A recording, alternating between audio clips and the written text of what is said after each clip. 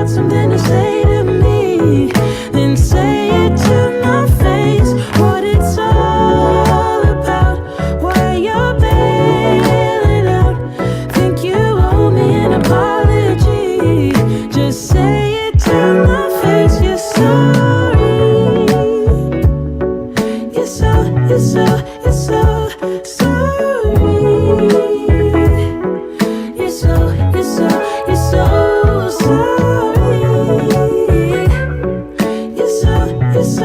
so sorry.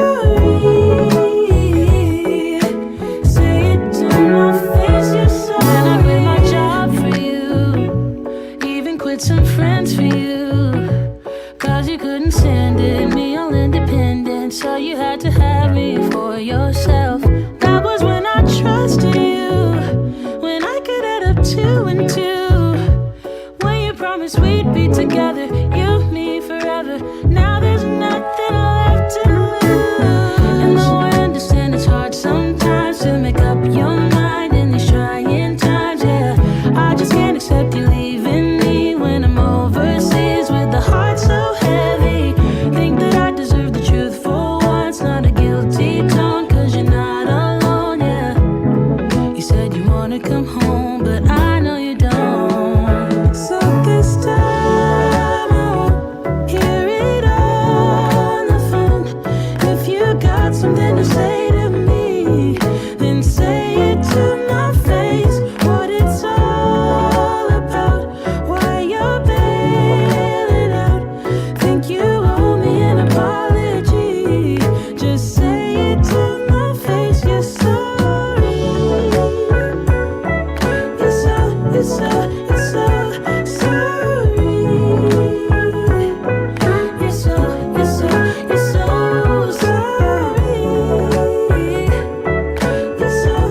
sorry. You're so sorry. Say it to my face. You're sorry.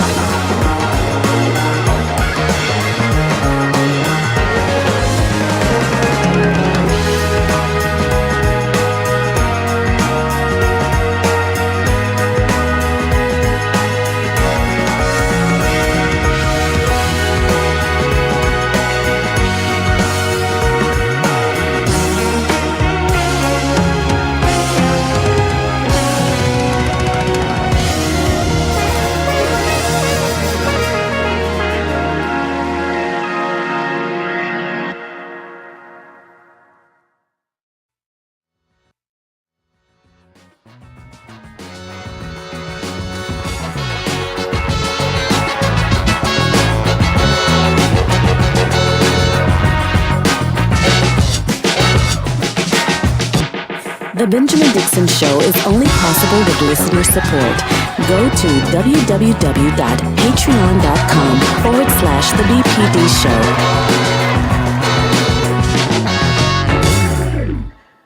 Today is Thursday, February 24th, 2022. And if you have been tuned into the news, you do realize where we are in the world right now.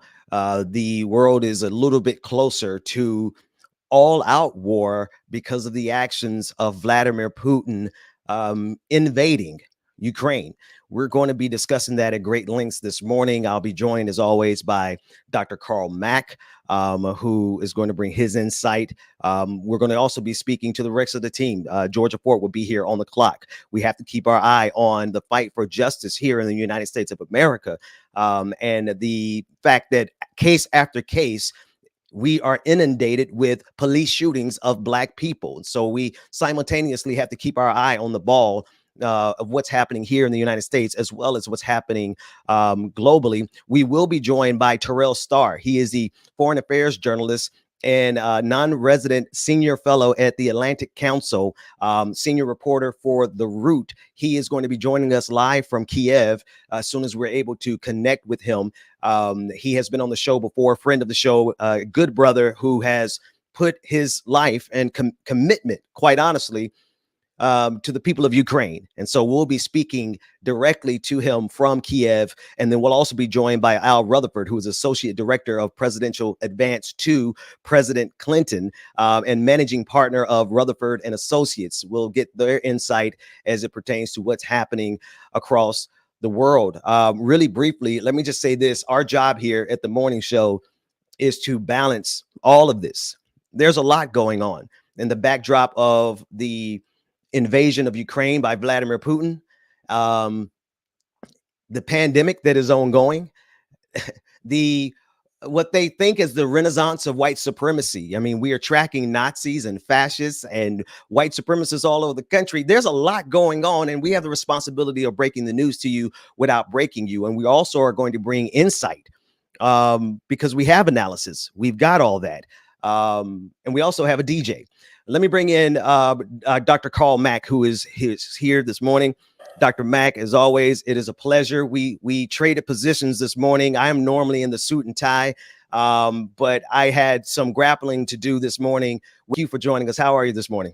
I'm very good, my brother. A little, probably like the rest of the world should be in just disbelief of what we knew was inevitable, but to actually see it play out, it's just a totally different ball game. So it's very troubling. Absolutely. And what we'll do while we're still attempting to connect with our brother Terrell Starr in Kiev, I want to go ahead and bring in brother Al Rutherford into the conversation. And again, brother Al Rutherford, this is first time joining the show. Good morning to you. He is the Associate Director of Presidential Advance to President Clinton and managing partner of Rutherford and Associates.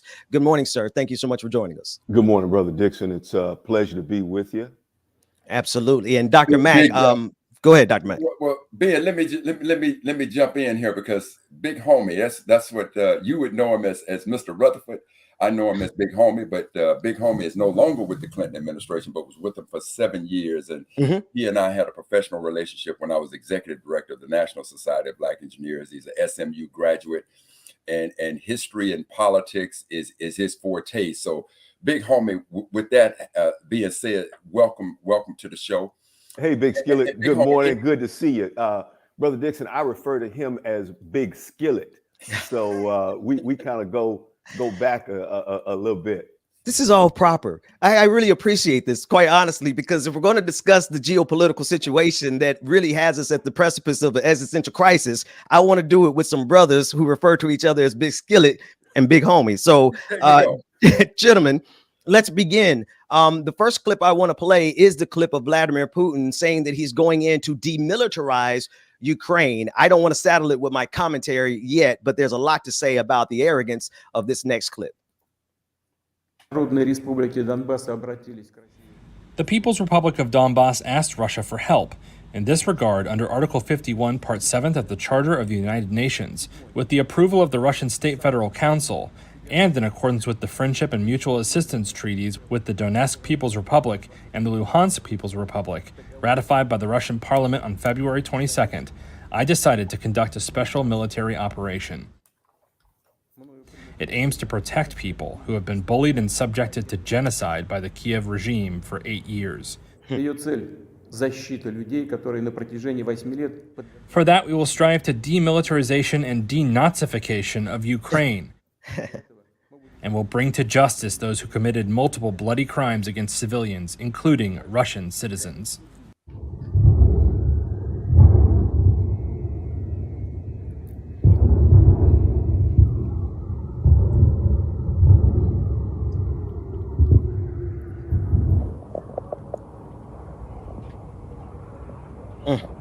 And you're looking at footage of the skyline of the attacks. Now, Al, I know that there are many people today who still feel like they were caught off guard, that they really didn't think that Putin would go in. And I distinctly remember you and I having discussions almost 2 weeks ago, and I asked you the question, will Putin invade? So if you could give us some insight. Sure, no problem. Well, first off, let's understand a couple of things. One, Putin is lying, okay? The concept of why he is going in with this idea of demilitarization and denazification is ridiculous. So you got to understand who Putin is. Putin is an old line KGB guy who grew up in what was then the Soviet Union. And what he is trying to do, and he has said this before, is to regain the Russian Empire. And so he is going into Ukraine as part of that move to get back what he feels is his. But the concept, he is in essence made himself even more of a war criminal, and his arrogance has led him down a path that we see now with him attempting to go into Ukraine. But again, Al, why is it not surprising to you that he actually entered Ukraine? Well, Carl, here's the thing. The man has told you what he wanted to do and what he planned to do a long time ago. Putin has been in office in one way or the other for 20 years. And he said he wants the Russian Empire back. But specific to your question is this: you don't put 190,000 troops on the border overnight. This is a buildup that has taken months. He has 75% of the Russian military on the border with Ukraine. There's only 25% of the Russian military spread out through 8 different time zones in Russia. It would be easier for us to come in from Alaska and hit him hard as opposed to him, beating up on the people in Ukraine. I want to ask you a question. Again, thank you for being here this morning. There was something that he said there that I think also we need insight on. He said the denazification of Ukraine. And in the circles that I run in, I've also seen that language from some Americans who are asserting that we should not have any sympathy for any Ukrainian because there's a couple of Nazis over there who are nationalists who are fighting against Putin. Help us to understand why that language is being used by someone who is not too far from a Nazi himself. Great question, Brother Dixon, because he truly is. I mean, he will go down likely in that, same category of despot dictator like Stalin was. His level of genocide is not, obviously as high as Hitler. But when you start stacking dictators on one side, you can certainly put him high on the list. Denazification is, well, first off, show me some evidence of Nazis running down the street in Ukraine and doing all the things that he said they're doing. There is none. So let's not be thrown off track by what is really taking place in Ukraine, in Donetsk and Luhansk.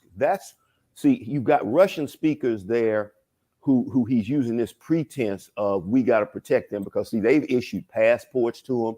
But the bottom line is you don't get in this day and age, you don't get to create countries out of somebody else's country. That's right. And you can try and confuse people with terms like Nazification. I've got to clear them out. What you're talking about is a problem in essence that don't exist. And you got to make stuff up in order to justify going in. And the idea of demilitarizing Ukraine, I mean, that's laughable. Now, Big Homie, the other thing as it applies to Ukraine, you know, I gotta have a feeling that Ukraine's got to be feeling some kind of way, given what they used to represent, you know, what they had in the way of protecting themselves. And so, if you could give us some insight to that, what, you know, how did they get that way and why did they lose their power of protection on a world stage? Sure. What you're talking about is the fact that Ukraine had the third largest nuclear arsenal in the world behind the United States and Russia when they were part of the Soviet Union. Okay. And as they moved forward as a separate country, they were approached and given a deal that says, if you will give up your nuclear arsenal, we will ensure your security. And Ukraine gave up their nuclear arsenal, and now they are looking to the world for some real serious help here. And what they're asking for is more than sanctions. But that's why Ukraine feels some kind of way. That's why Zelensky, you know, went to Munich last week for the Munich summit to ask these countries that had said, look, you give up your nuclear weapons, we got your back. Yeah. So he's asking right now, are y'all way back? But you know, where are y'all right now? Because it's on. Brother Al, I have to say, you know, and you're in reference to the Budapest memorandum, which you're speaking of, the United States. I just want to list the people who were in part of that. What you were talking about. The United States, the United Kingdom, China, and France gave assurances, but Russia itself gave the biggest assurance that it would create this environment where Ukraine could have sovereignty. And yet now they played a really long game. I mean, this was not yesterday that this happened. They have been playing a long game, and now their sovereignty has been breached overnight. You're absolutely right. I mean, they gave up their nuclear weapons for what we refer to as security guarantees. And now we see that they are not secure. Their borders have been breached. There are at least 200,000 troops that could be moving into Kiev, to Mariupol, to Kharkiv. I mean, throughout the country. It's as you said in the Budapest memorandum, it showed the countries that said, we got your back. You ain't seen not one of them put a troop on the ground to help them. And even if you don't put troops on the ground, why didn't you build up their defenses so that they could defend themselves? If you say, listen, I can't go in and put boots on the ground, at least give the people something that they can defend themselves with, more than blankets and helmets, at least. Yeah, I want to just, Brother Mac, I'm going to toss it back to you, but I just want to give an update on our brother Terrell Starr. We spoke to him about 2 hours ago. He was packing a backpack on the go there in Kiev. He's safe for now, as much as we know, but we haven't heard back from him. But as soon as we hear from him, he will be joining us directly from Kiev. Brother Mac. And all on bended knees for our brother in his safety. So thank you. Now, Al, you know, I look at this in this worst case scenario of, you know, on the brink of World War III. So can you describe, you know, like right now, you know, one of the things that scares me is if we don't do anything and we allow Putin to just come in there and take Ukraine, give me a kind of domino effect of what you think maybe the next geopolitical move could be if NATO does nothing here. Well, I think you've got to be concerned about, one, what's going on in Europe, but I also think you have to be concerned about how Xi in China is going to view this. That's right. With regard to Taiwan. Mhm. So that's truly the longer play. But in the immediate, I got to be concerned if I'm one of the old Warsaw Pact countries like Poland or Romania that's now in NATO, because if Putin is saying no more NATO expansion around me, I want to be able to not see these democracies, around me. You got a real problem, and especially when he talks about wanting to roll back NATO to 1997. What that means is countries like Estonia, Latvia, Lithuania, Romania, Slovakia, Slovenia, and of course Poland would not have membership in NATO, and so it's very important to see how NATO does respond. Hold on, because so Putin has literally put that on the table that he wants to see NATO roll back to 1997, where these countries are not in his backyard as members of NATO. He absolutely has. Yes, that was one of his key negotiating points all along in this conversation. That in this diplomatic dance that was done in the lead up to the invasion. Okay, and so go ahead, brother. What do you think would have to happen? Is there any possibility that NATO is going to put boots on the ground in this situation? What would it take in your mind? A punch into Poland, a punch into Estonia, Latvia, Article Lithuania, 5. Hit a direct NATO country, and then you must invoke Article 5. That's right. That's right. Okay.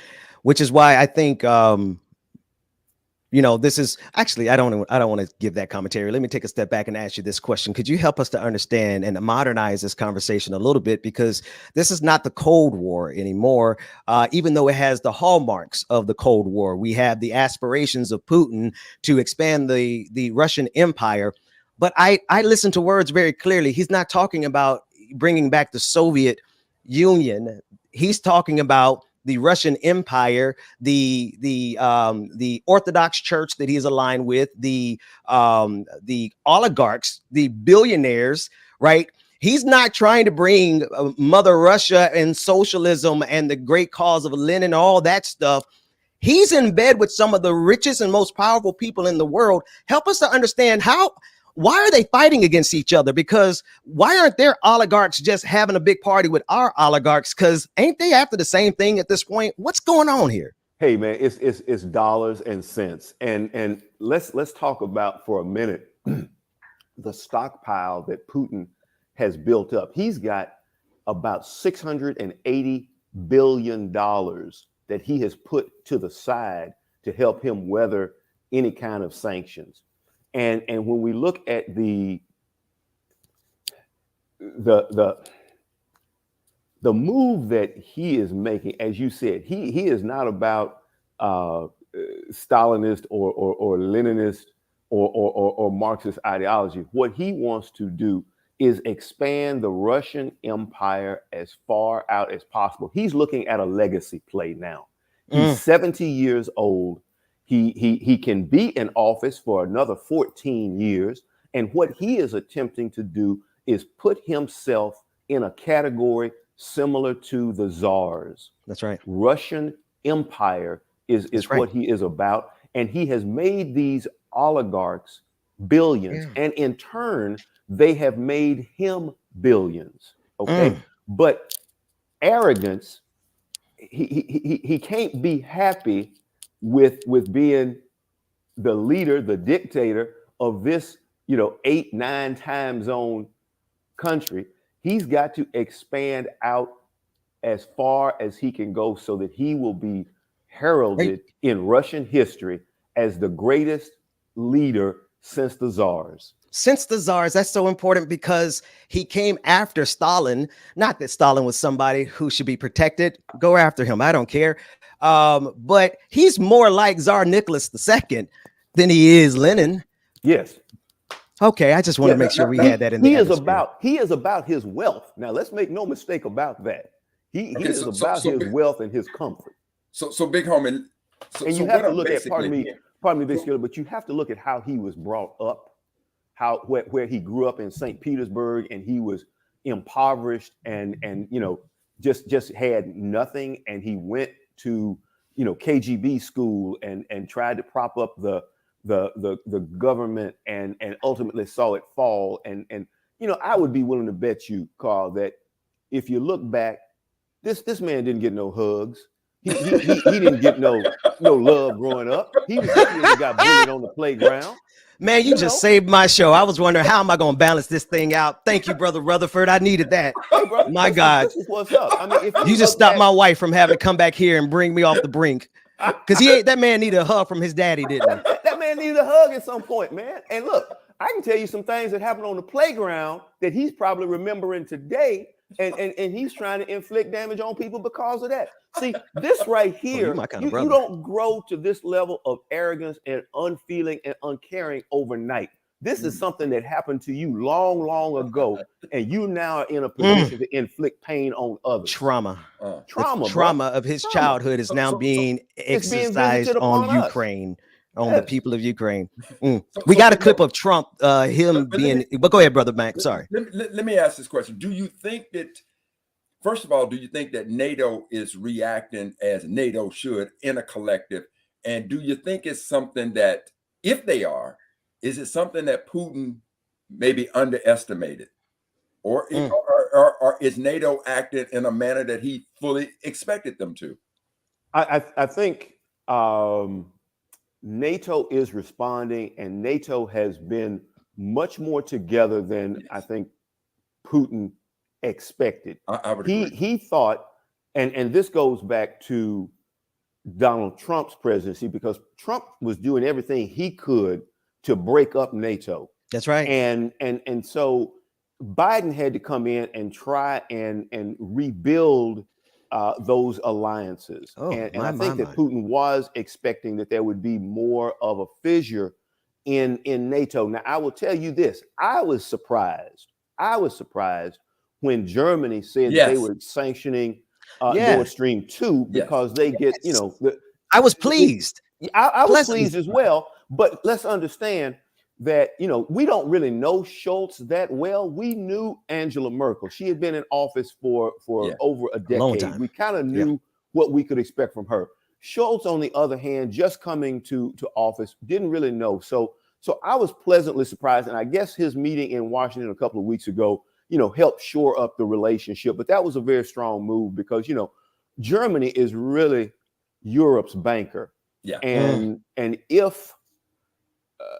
if Germany feels some pain from some oil and gas disruption, that has a potential ripple effect through Europe, through their country, and the reaction, Germany and through the greater part of Europe there. So I was pleased. But Carl, going back to your question about how has NATO responded, I have been pleased to see that NATO has remained together. But I do believe that they should have been more thoughtful in supporting Ukraine from a defensive perspective. Because here's the thing.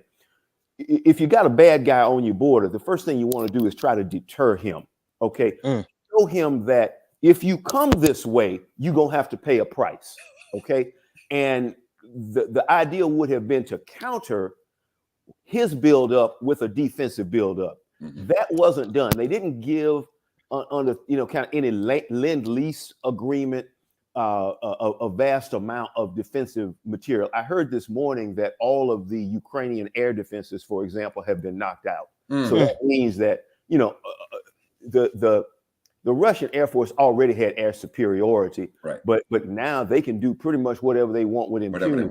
Whatever they want to. So could NATO and the United States have done more to put the Ukrainians in a better defensive position? Yes, I absolutely believe they could, because as I said earlier, this didn't happen overnight. Right. Now, I want to run this question to you and Ben. Give me your thoughts. Since we're talking about United States portion of NATO and being a superpower, how did you all take the comments from Trump in his adoration of Putin as Putin is doing what he's doing?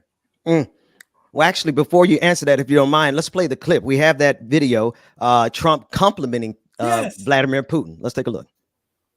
said Putin's smart. I mean, he's taken over a country for $2 worth of sanctions. I'd say that's pretty smart. He's taking over a country, really a vast location, a great piece of land with a lot of people, and just walking right in. This would have never happened, ever in a million years would have never happened. And I know him very well. I know him probably almost as well as I know anybody in this room other than Doc Ronnie. Doc Ronnie knows me. Where's Doc Ronnie? Doc Ronnie. Doc Ronnie knows me too well. Any Western nation or any nation intervenes with this Russian military action? Well, this is something that should have never happened. This would not have happened during my administration. In fact, some people were saying, why didn't this take place over the last 4 years during our administration? And it didn't for a very good reason, and I'll explain that to you someday. But it wouldn't have taken place, and it wouldn't have taken place right now. And it's a very sad thing for the world, for the country, and it's certainly very sad for a lot of people that are going to be needlessly killed. And now he sees the weakness and the incompetence and the stupidity of this administration. And as an American, I'm angry about it, and I'm saddened by it. And it all happened because of a rigged election. This would have never happened. My God. I'm going to yield. I yield to you, Brother Rutherford. Well, there's so much to unpack in that volume of lies that Donald Trump spews. But and everything for him has to go back to the big lie. But let's talk about that's a treasonous type of statement. Yeah. Coming from a former president of the United States. That's what to me is so disconcerting. But it's not surprising because Donald Trump is who he is. And we know who he is because we saw him up close for 4 or 5 years. And so to praise a man for a war crime gives you an idea of who he is. And I mean, he has shown us time and time again. And so I don't know what Putin has on him. I don't know if he's got tapes on him from the Ritz-Carlton in Moscow, or, I can't speak to that because I don't know. But to have this type of sycophantic relationship with a man who is committing a war crime, because let's understand, you cannot just say that particular piece of land over there in Ukraine is now independent and I'm going to roll in tanks and troops to support it. You don't get to do that. That is a war crime. And when you align yourself with a war criminal, you have put yourself in a box where we have to go, shame, shame, shame. You aren't right mentally either. Brother Mac, to answer, I think we're dealing with people so committed to their whiteness that they would rather see the world dominated by somebody like Vladimir Putin than black folk. And I think their commitment to this pan-reactionary movement is really is treasonous, but their treason is familiar. They've declared themselves, they seceded before. They like the idea of being able to separate themselves from this democracy in order to get their way. It was the Civil War. And I think that we're just seeing a flare up. I don't want to call it a renaissance. It's a flare up of the Confederacy aligning with Russia. That's my thought. Well, listen, Ben, and Big Homie, I'm not sure what your time is. Ben, I'm not sure where we are in the show. We're going to go to a quick break. We'll go to the quick break. And if you can hang out, we can carry the conversation over into On the Clock. All right, let's do that. We'll be back with more of the Benjamin Dixon Morning Show right after this.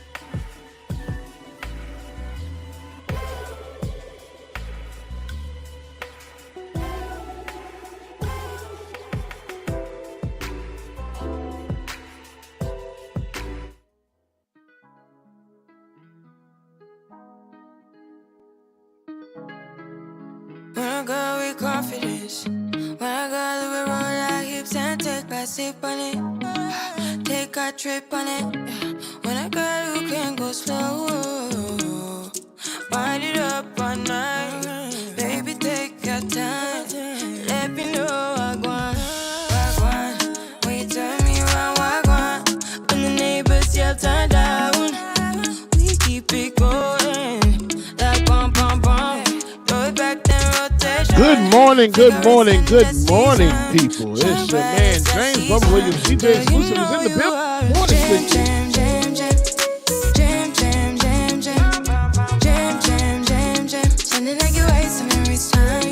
Y'all make sure y'all stay tuned, man. We got more coming up next on the Benjamin Dixon Morning Show.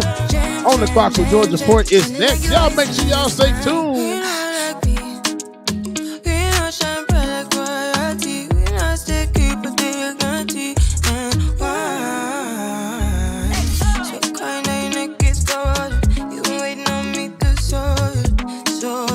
Hey, y'all make sure y'all check Slack, man. Georgia just sent the message.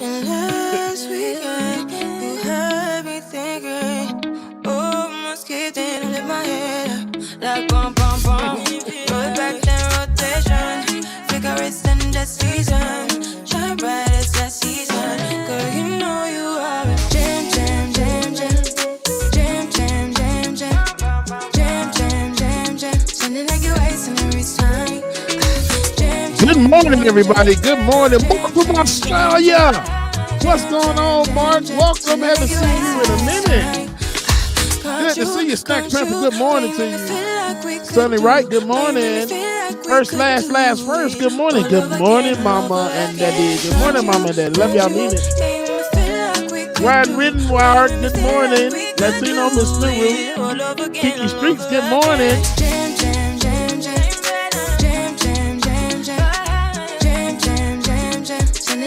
Shout out, Brother Chuck. He's slaying early this morning, I see. Good morning, Brother Chuck. Alicia, good morning. Twin Singapore, good morning to you. Sonny Wright, good morning.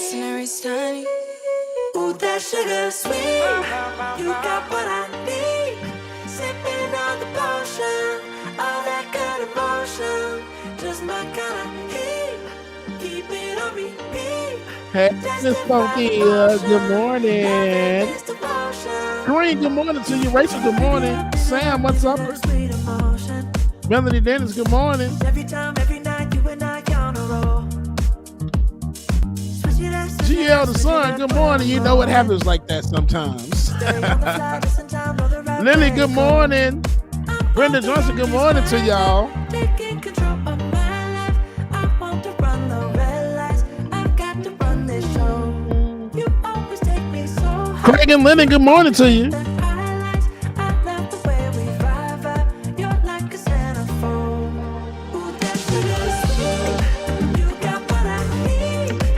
On and on it goes. Good morning.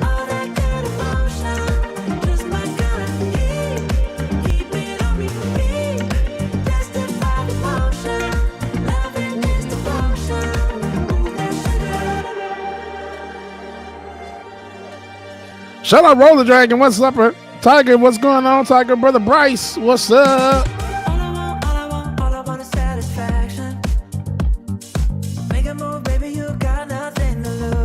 Brother Lateef, good morning, brother. Give me that good reaction. Gonna make it right, little like an offer I can't refuse. I'm on the road, it's my time. Taking control of my life. I want to run the red lights. I've got to run this show. You always take me so high. William Moore, what's going on? Jack, Bluebird on my shoulder, good morning. Clayton, what's going on? Mara Cerise, good morning, Mara.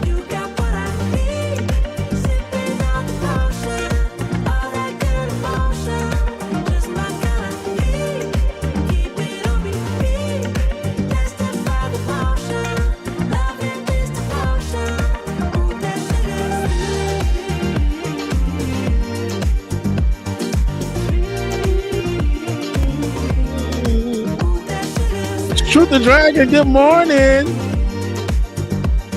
Love you, mean it's true. Hope you have a great day. You got what I need. All right, I think we are ready, y'all.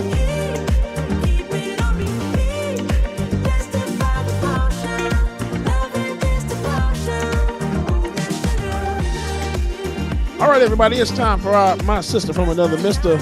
Georgia Ford is on the clock. It's coming up next. Good morning, everybody.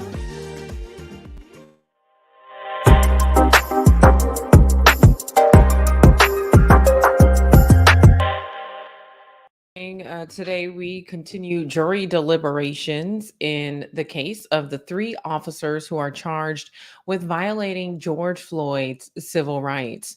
Now, in this trial, we know that all 3 defendants took the stand in their own defense. But how exactly will this trial turn out? Will these 3 officers be held accountable for their role in George Floyd's death? I want you guys to take a listen to George Floyd's significant other, his girlfriend, who detailed why she feels like they should be charged and her emotional plea for the world to continue to pay attention in this pursuit for justice. Take a listen. Hey, the federal case against Tutal, J. Alexander King, and Thomas Lane has been sent away to the jury to deliberate whether or not they'll be found guilty of denying my love, George Floyd, his basic civil rights. My man laid on the ground with asphalt in his face and his lips, begging for help, groaning in pain, and eventually passing out from the lack of oxygen. Floyd laid still with no breath, no pulse for minutes, and the officers involved in this case did nothing to render any type of medical aid. They did not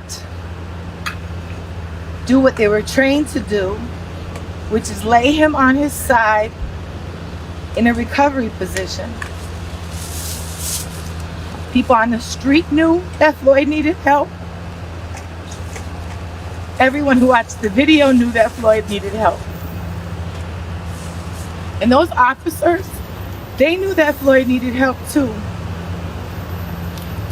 But their excuse was that they were too cowardly to stand up to the officer in higher rank.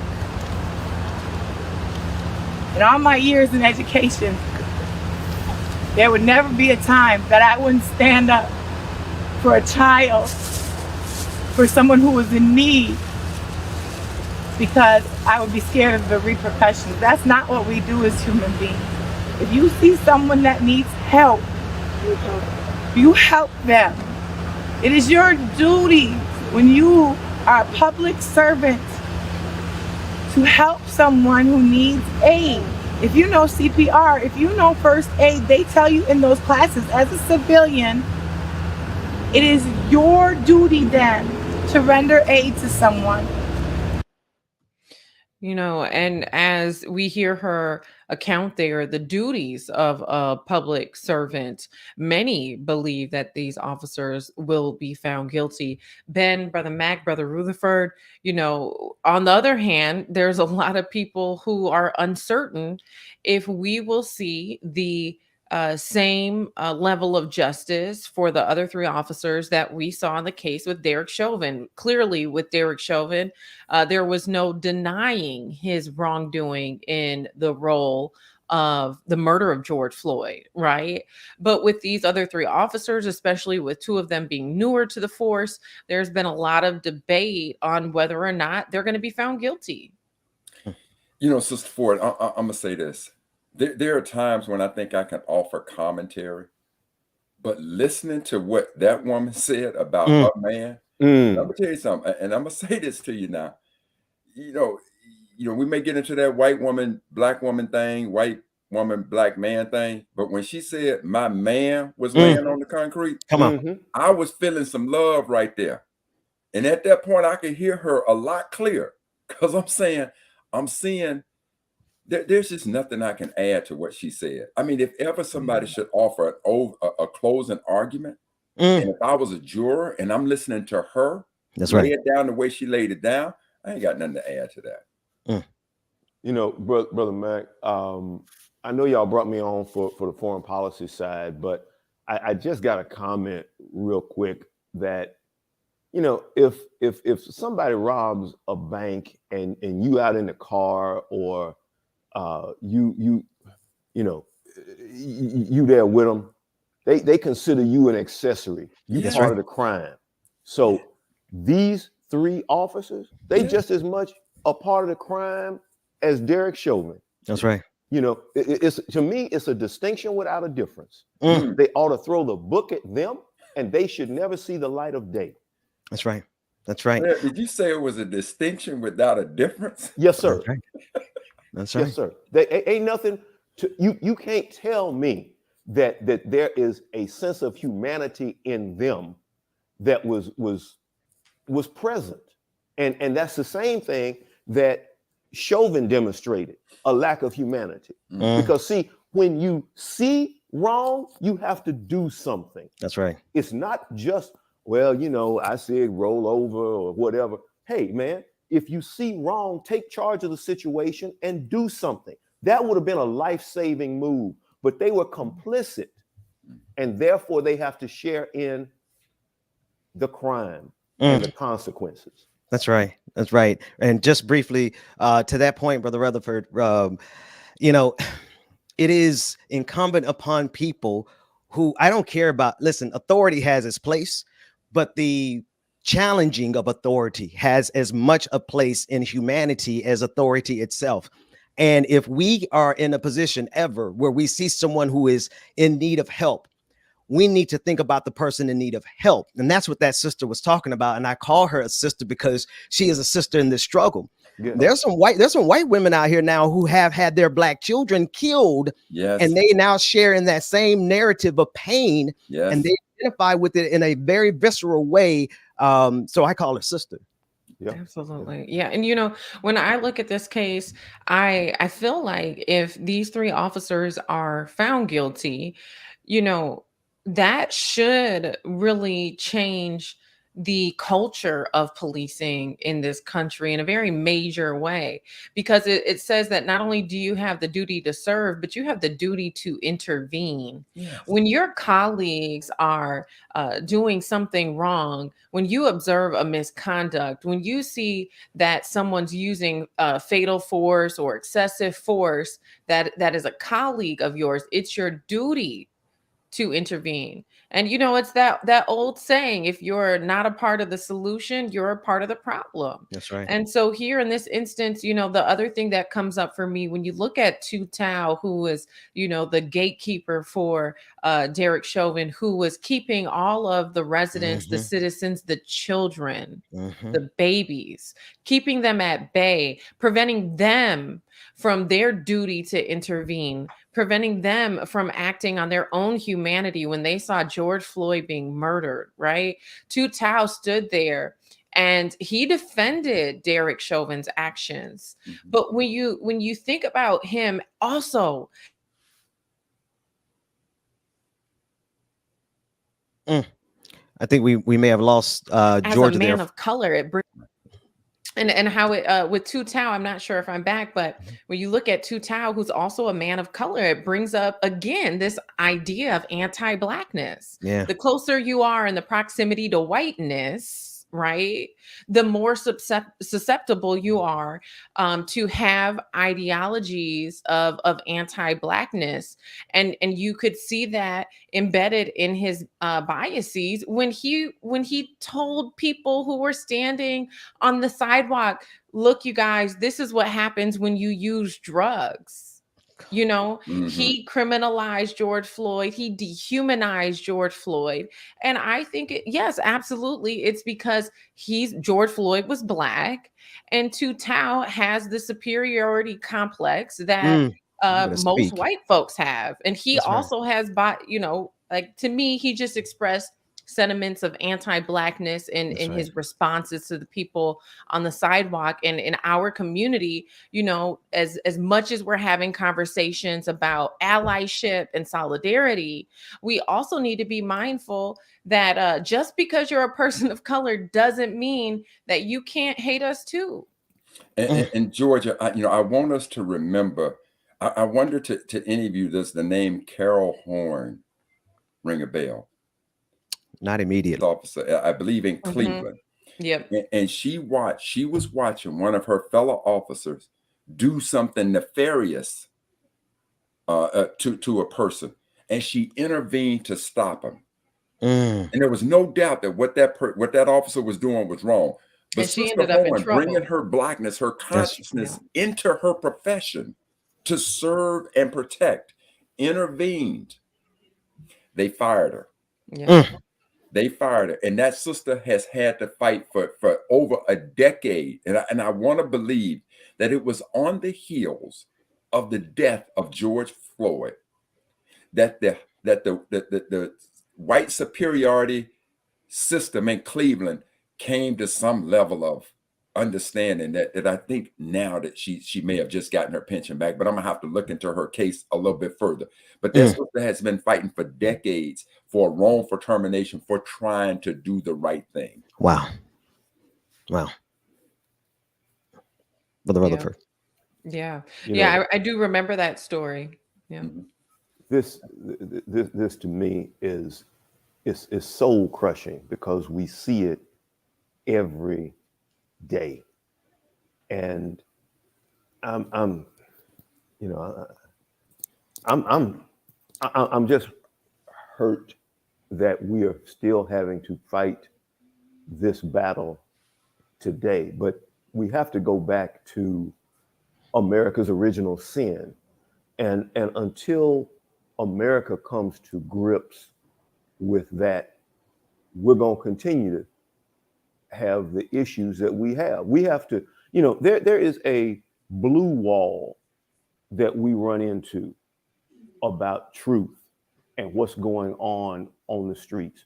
There is this protect them at all costs mentality, and we have to break through that, and we have to do that by hiring the right people, not just folks who want to carry a gun and badge and inflict, authority. And I use the word inflict authority as opposed to, using their authority judiciously.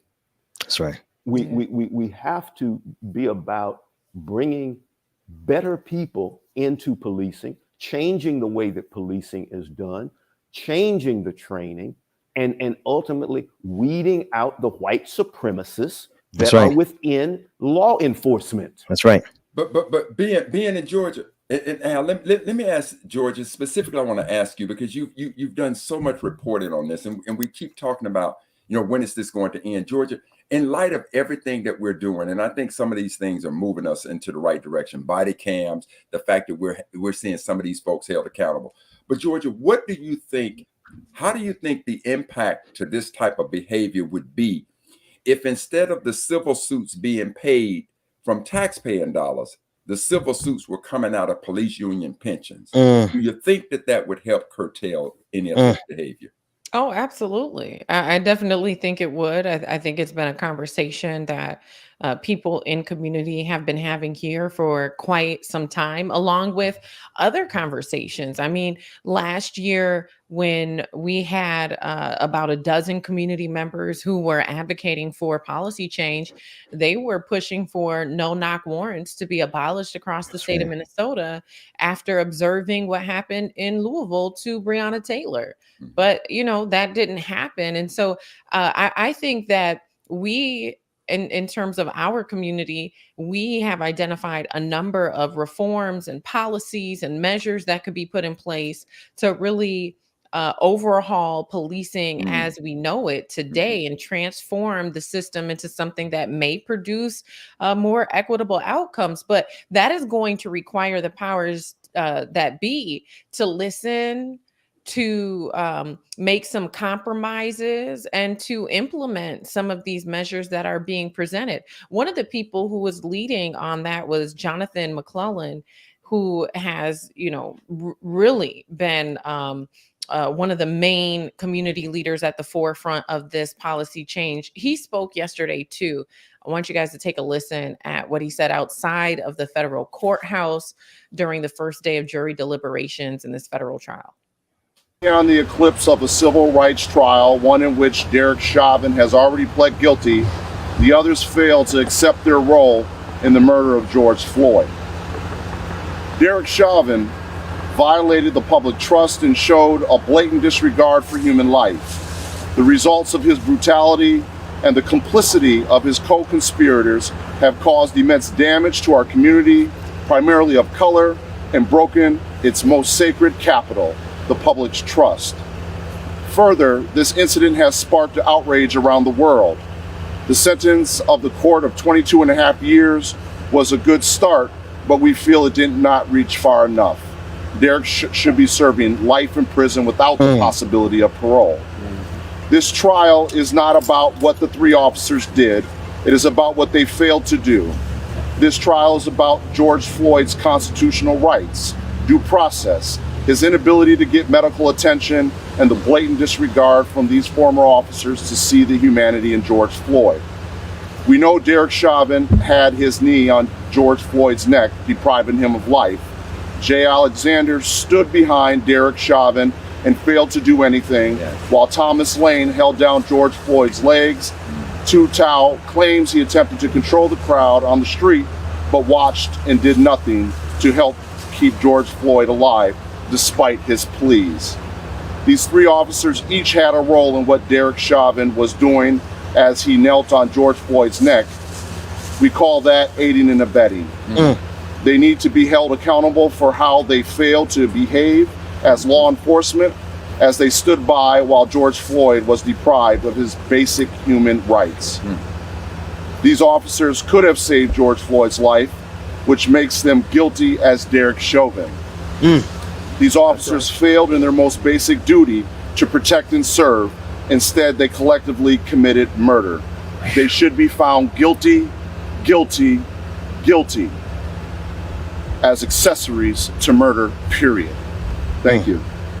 And so we know that right now the federal trial is happening, but in June, they are also going to be on trial on a state level on additional charges. So as the jury continues deliberating today, we'll find out whether or not they're guilty of violating George Floyd's civil rights if there's a verdict today, right? But then again in June, they're going to be on trial again in June. What I'm reminded, you guys, is like the integrity of this country is not represented when everybody's looking. The integrity of our country is represented on what we do when no one is looking. And so what concerns me is the world was watching the Derek Chauvin trial, and so yes, they produced some semblance of justice, right? But when you go to Burnswick, Georgia, where Ahmaud Arbery was murdered, where he was hunted down, when no one was looking, they did everything that they could with the cooperation of the local district attorney, who is now charged with obstruction of justice. They did everything that they could when no one was looking to sweep that under the rug and act like it never happened. That's right. And I feel like similarly, we've seen that even happen here. When you think about this being the epicenter of a global movement for police accountability, and then just a month or two after Derek Chauvin was sentenced, Winston Smith was fatally shot by a federal task force just a mile or two away from where George Floyd was murdered. And nobody knows about that. Why? Because the integrity of this country has eroded. And so, when everybody's watching, America is going to try to uphold these values that we've portrayed for so long. America is going to try to show that we have integrity, and we're going to do the same thing, that we're not a racist country. But when no one is looking, and that's really the true definition of integrity is how do you behave when no one is watching? And our country just continues to show us it's city by city, state by state, that if ain't nobody watching, we're going to try to sweep it under the rug. And so that's what really concerns me when we evaluate not just what's happening in the cases of the officers who are charged with the murder of George Floyd, but when we examine the state of this country in terms of its relationship with Black people. Georgia, you literally, sister, I don't know if anything could be more profound of what you said. As you were speaking, Manuel Ellis comes to mind.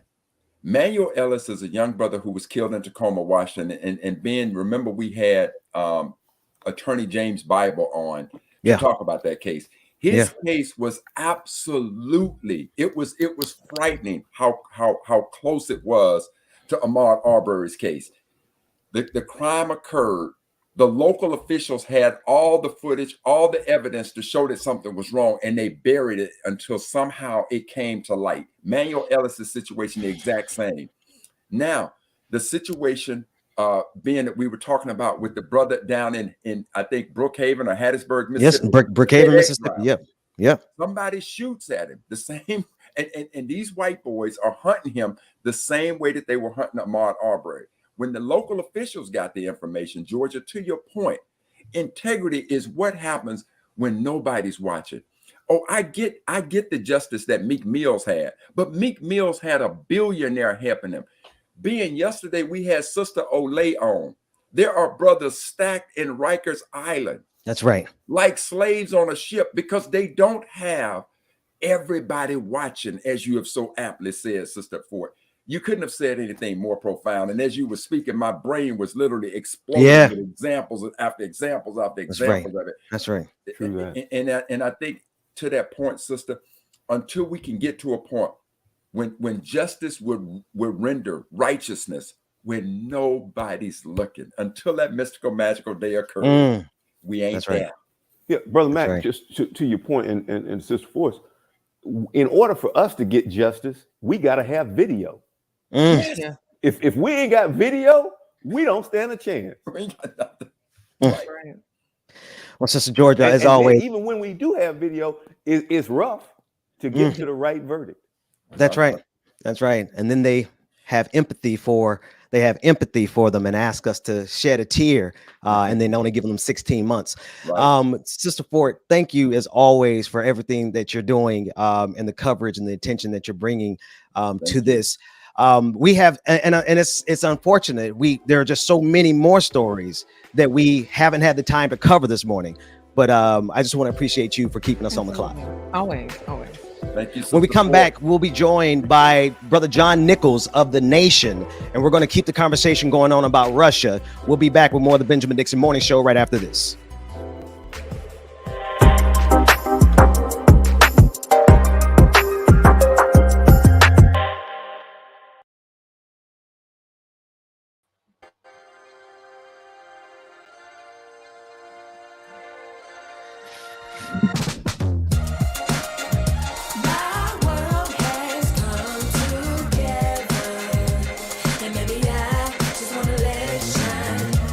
All right, y'all. Make sure that you stay tuned.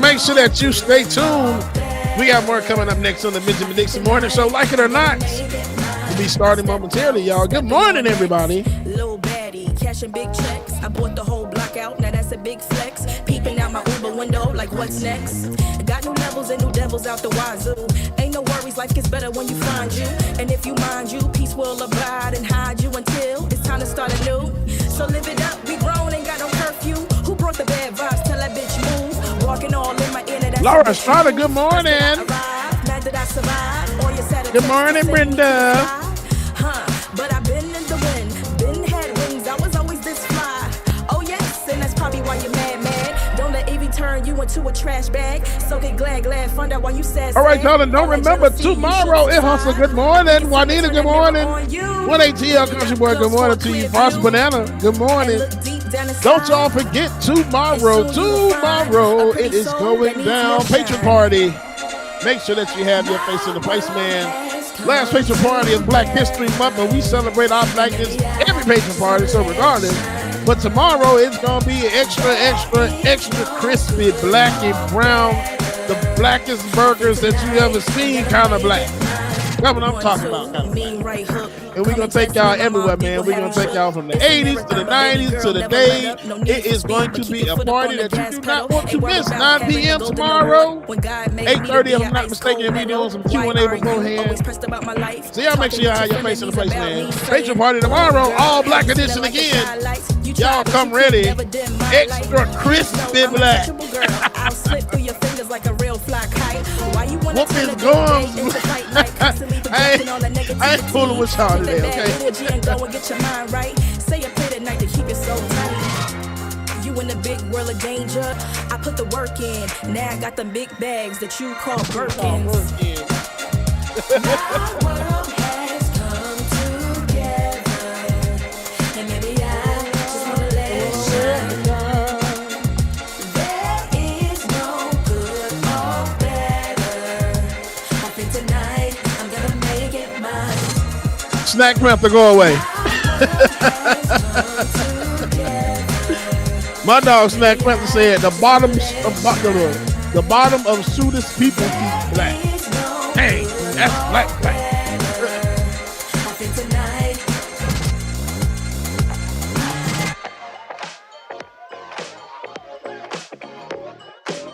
Ooh, I want to blow my nose so bad right now. It is annoying me. Let's bake ourselves a treat. What you've been mixing, serve it up the way you please. I love the way you shake, you stir, you heat, you squeeze. So thick. Push up and butter me. Push that, shake that, smack that, mix that, help that, marinate that. We don't need a recipe. Whip that cream, baby. Pour that sweet on me, baby. Shade up. We can cook up, we can stir up when we hook up, just you and me. Whip that cream, whip that. Heat this oven up like 5,000 degrees. Roller Dragon, did I speak to you this morning? Good morning, Roller Dragon. I can't remember. Latino, good morning. Promises manifested. Good morning to you. Juanita, whippa.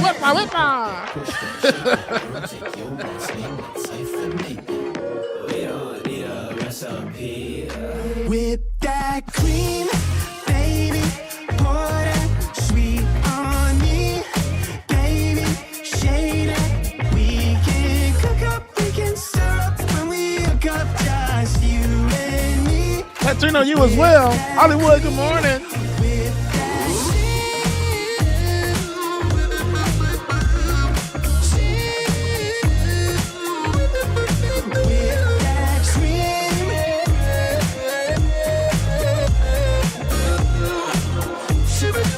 Oh, I can't type this morning.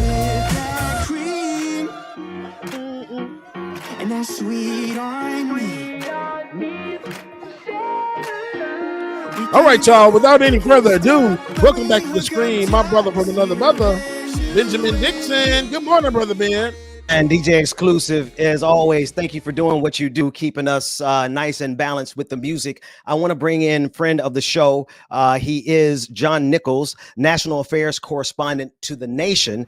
And he is, Brother Nichols, I kind of just want to jump right into it for the sake of time. We wanted to begin our conversation, honestly, about your book, because I have been following your work for some time. And you're keeping track of how people are profiting off of the pain of the pandemic. In the backdrop of that, I still have Dr. Mack with me and Brother Carl Rutherford because of everything that has happened overnight in Russia.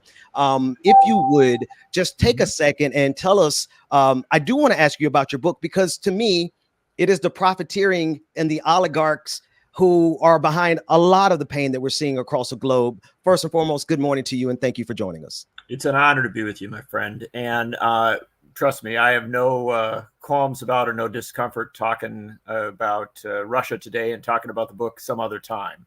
Absolutely. I'm with you. I appreciate that. Let me go ahead and bring Dr. Mack and Brother Rutherford back into Al Rutherford back into the conversation, and then come to you first, Brother Nichols. Talk to us about the underlying issue here. I am at a loss because at the end of the day, they are still oligarchs. They are still wealthy people who make their money in similar ways as many American oligarchs. Why is it that we still are on the precipice of a feigned Cold War when they all have capitalism in common? Well, this is the thing that you ought to really keep in mind. You're exactly right to be worried about the things you're worried about.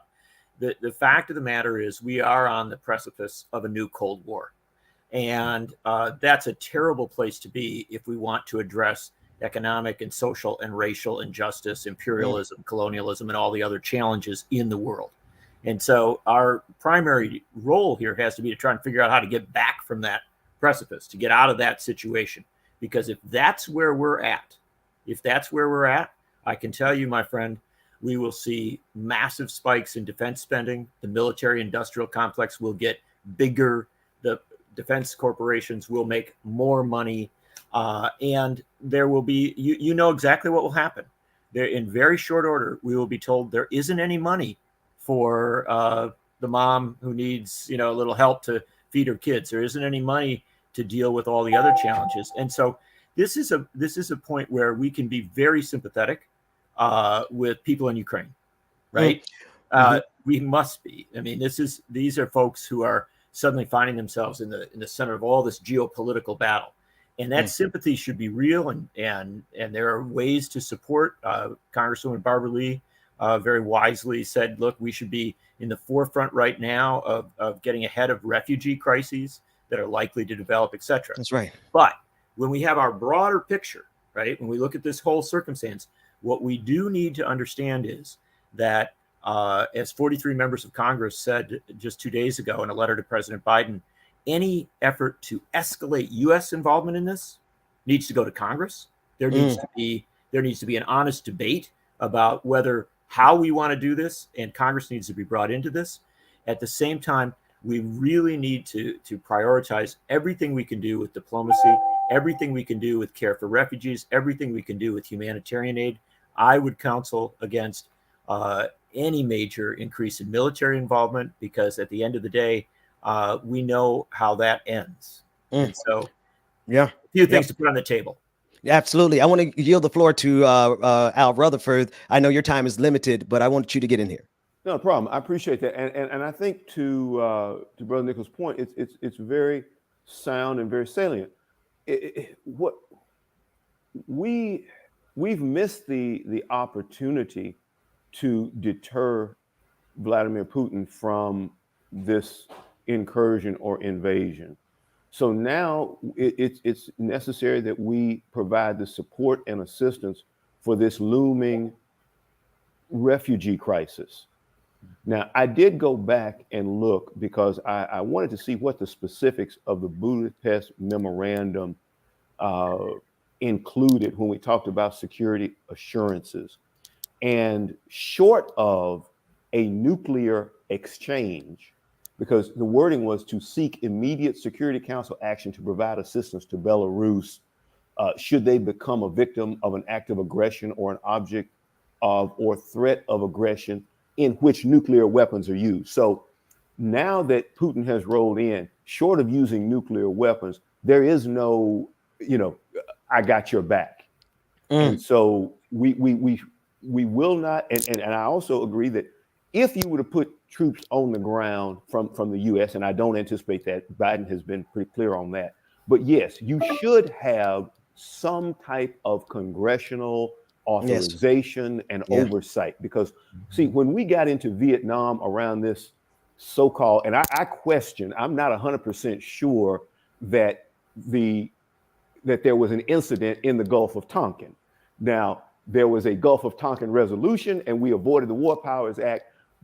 We cannot go down that road again. So yes, you would have to have some type of congressional oversight, but I believe that time has passed. We now must prepare for this refugee crisis. Most likely they will be coming into Poland and supporting that effort. That's where we are now. We missed deterrence, and we have pretty much failed on defense. We're not going to get there and push him back. I think you got to figure that Ukraine is going to fall, and now what is going to be the NATO posture around the remaining countries that surround Russia? That's the question now. Not putting boots on the ground. That ain't gonna happen. And certainly that was my question. And so I want to ask it very plainly to both you, Brother Rutherford, and you, Brother Nichols. Are we at a stage that it is just a matter of time, but inevitably Russia is going to annex Ukraine and nothing is going to be done about it? We could talk about it. There'll be sanctions. There'll be all that. But in the end, there's not going to be any boots on the ground from NATO. And Ukraine is going to go the way of Crimea with Russia. Brother Nichols, Brother Rutherford. Sure. Well, let me go first, and then I'll defer to the wisdom of others. The best answer to that is we don't know. We don't know how far this will go. What we do know is that the Russian invasion has been far more extensive than just a narrow land grab along the border. This is gone far deeper. Where that ends up is still somewhat of an open question. If the Russians are seeking to destabilize so that they then can make a smaller land grab and then might yet go into negotiations, we'll see. Obviously, there are going to be urgent efforts to do that. If it is a full-scale invasion of Ukraine, I think there's the reality that the Russians have the capacity to probably claim this territory, and that NATO is unlikely. It just isn't going to enter in. Remember, Ukraine is not a NATO country. That's right. And so we end up in a situation where the question you ask, which is a critical question, leads to at least the possibility of what you suggest there, that possibility that you anticipate. If that is the case, then we are clearly in a new world order, to quote a former President Bush. Exactly. And where that becomes very difficult, and I won't go into immense detail here because other wise voices will add to this, but where that becomes especially difficult is that in anticipation of this moment, Vladimir Putin got his ducks in a row, so to speak. He wasn't in China to watch the Olympics. He was in China to solidify that relationship. That's right. The China-Russia relationship allows Russia to withstand a lot of sanctions, potentially, and begins to create a new arrangement globally. Right. For the United States, that becomes incredibly challenging. For Europe, it becomes incredibly challenging. Yes. And I'll be very blunt. I agree with everyone here that I think President Biden has actually been quite clear that he doesn't want boots on the ground. But there's two concerns I have. Number one, how situations like this begin to expand and turn into something much more than expected. We had a reference a moment ago to Vietnam. Remember how Vietnam led into Cambodia, into Laos, into other areas. As refugees go into Poland, if that is the case, then you have suddenly you're in NATO territory. And so this is a very delicate place to be. What I would highly recommend, what I think is incredibly vital at this point, is that the United States step up as a real leader as regards support for diplomacy and support for refugee services, for having to solidify these situations. Let the United States be as noble as it possibly can be. That's right. Be incredibly careful about getting into this new Cold War stance. That's right. Because if we get there, and if it's Russia and China versus the U.S. and Europe, boy, we're gonna have a very hard time finding a penny to pay for healthcare at home and things like that, because our budgets are going to be for defense are going to be going through the roof. Brother Rutherford.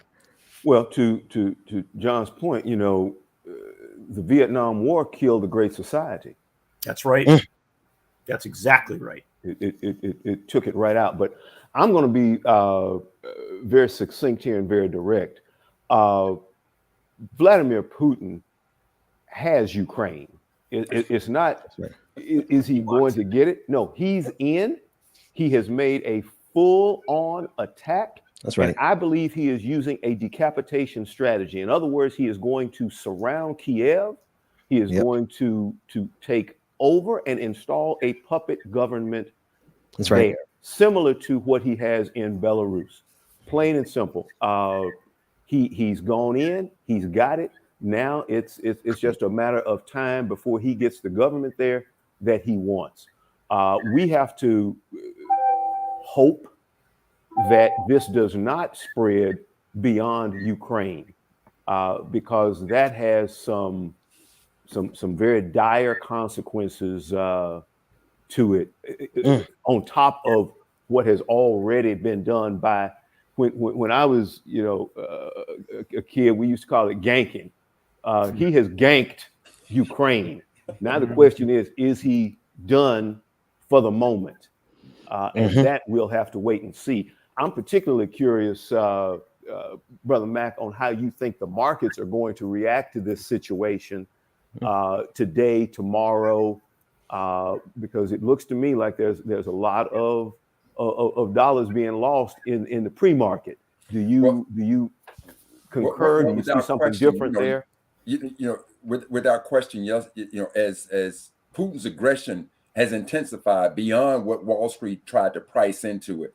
The market shuddered real hard yesterday. I want to say it dropped 350, 360 points. Last night, when the invasion started, that is now doubled. The market is down, 700 points. And so we're going to see, a lot more of that, because I don't think the market priced that in. So, but John, I got to tell you, the book that you have written, and when you're talking about this new world order, that is where I'd really love to spend a whole lot of time talking about, and I just want to turn it back over to you, because again, when you talk about this new world order, you are absolutely right. And Al, you and I spoke about this. We knew that Putin, first of all, folks who didn't think Putin was going into Ukraine, I don't understand how you didn't see that. You don't move that many troops, that much infrastructure. And then, big homie, if I'm not mistaken, you talked about blood supplies that he moved there. Yes, hospitals and blood supplies. Right. They have a shelf life. Ain't got they got a certain shelf life. But we knew, back to your point, John, he didn't go to the Olympics to see the Olympics. He went there to shore up his relationship with Xi. And Xi said to him, listen, I understand what you want to do, but don't rain on my party right now. Let's get this party known as the Winter Olympics out of the way. And when that's done, you do what you need to do. And yes, we'll be there with you. So John, I wish you would just go into this new world order thing of what you think is going to take place, because you're correct. One of the things that kept Russia at bay was that we were more friendly with China than Russia was. But now that's gone by the wayside. And so I turn it over to you, John, because I know you got some insight that I really want to hear. Well, your insight is just as valuable or more than mine. But I'll throw a few thoughts here. Look, what we witnessed over the last couple months was the equivalent of when if the four of us decided that we want to get our mind off all this and we're going to go see a vampire movie, right? And we're like, oh, it's got all these nice people in Edwardian clothes running around, doing all these, going to parties and stuff like that. But we know something's going to happen, right? We know that the vampire is going to show up at a certain point. Well, and we know we're going to get scared. That's why we went to the movie. Well, we've watched for a couple months now, right? As everything followed exact pattern. This is not an unpredictable thing. There isn't a surprise here, but we're still going to get scared, right? And the moment has come.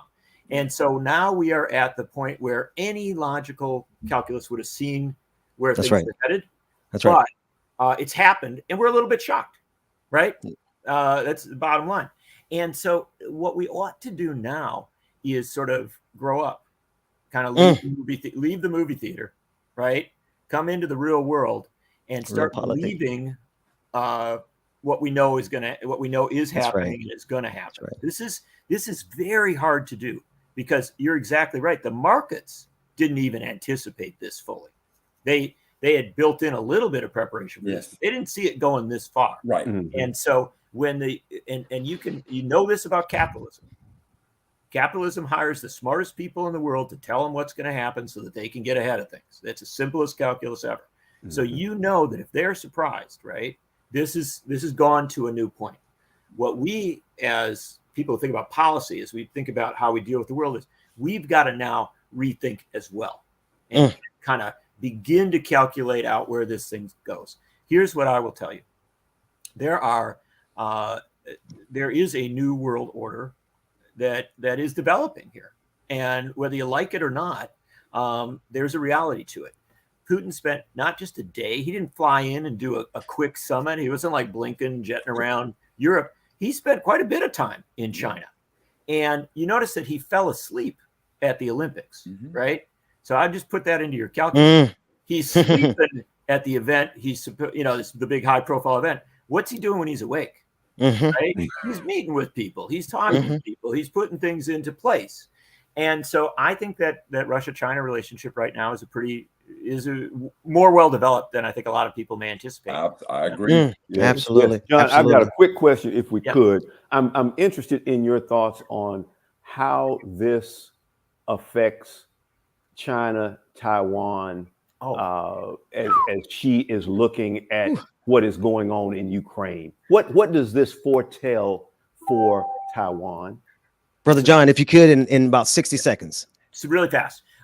Look, you answered your question is Hong Kong, right?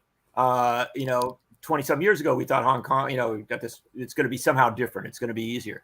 Well, no, what's happening in Hong Kong gives you a very good example of the fact that China does want territory. It wants the territories it thinks belong to China. And so I don't think that China will move quickly on Taiwan. I think the Chinese are very calculating, very thoughtful in how they approach things. But I do think that risk is there. And I think it becomes greater now, right? Because of what has occurred here. And so, again, the quickest, and just to pull the circle tight here, what is going to happen is we've got to now look at the world in a much more thoughtful way. I think the United States has to try and rebuild relations with China. I don't think we want to be at odds with China. I think we've got to try and figure out how to solidify Europe. We've got to go into this with an eye toward this new stage and how to be a part of it in a smart, responsible way. And I'll just throw one last thing here on the table, and that is climate. The fact of the matter is the planet is at stake. And if we've got everybody fighting with each other on old school wars, the battle to save the planet is going to become an awful lot more difficult. So there's so much on the table we have to deal with. John Nichols, the name of the book is Coronavirus, Criminals, and Pandemic Profiteers. Thank you so much for joining us. And Brother Al Rutherford, this is our first time, but it will not be our last time. Thank you so much, man, for joining. Before you go, John, please, both you and Al, John, I really want to get inside your book and hear about it. Very fascinating. And Big Homie, thank you so much. So, man, we look forward to having both of you back. Super honored. Hey, thank you all very much. Great to be here with you. Thank you. We'll be back with Like It or Not after this break.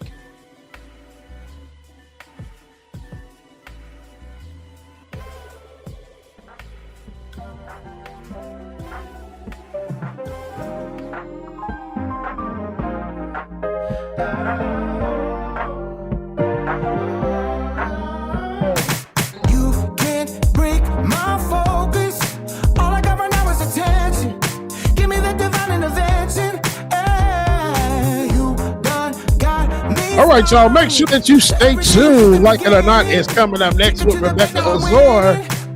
Good morning, y'all. Y'all stay tuned. More coming up next with the Benjamin Dixon Morning Show.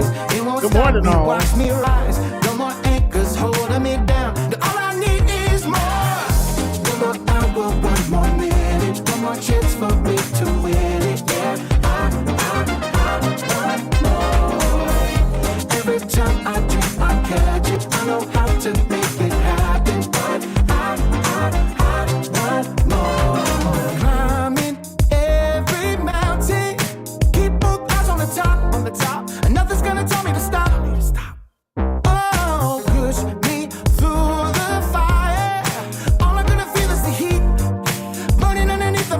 Mary C, good morning. That A, what's going on? That A, what's up? Six Dragon Daddy, what up, bro?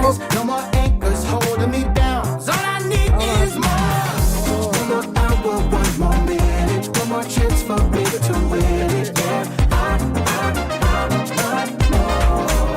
Y'all, crazy song. I mean, crazy story.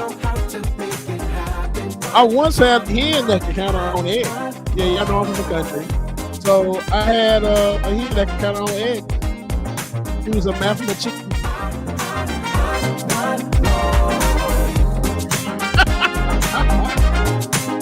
What did yourself be? Good morning. Good peace. What's going on? Hey, Warner. I get this messed up every time, Jack. Good morning. All I need is more. All I need is all I need is all I need is all I need is more. All I need is all I need is more. Put my elbow one more minute, put my chips for me to win it. More. Every time I drink, I catch it. I don't have to make it happen, but I want more.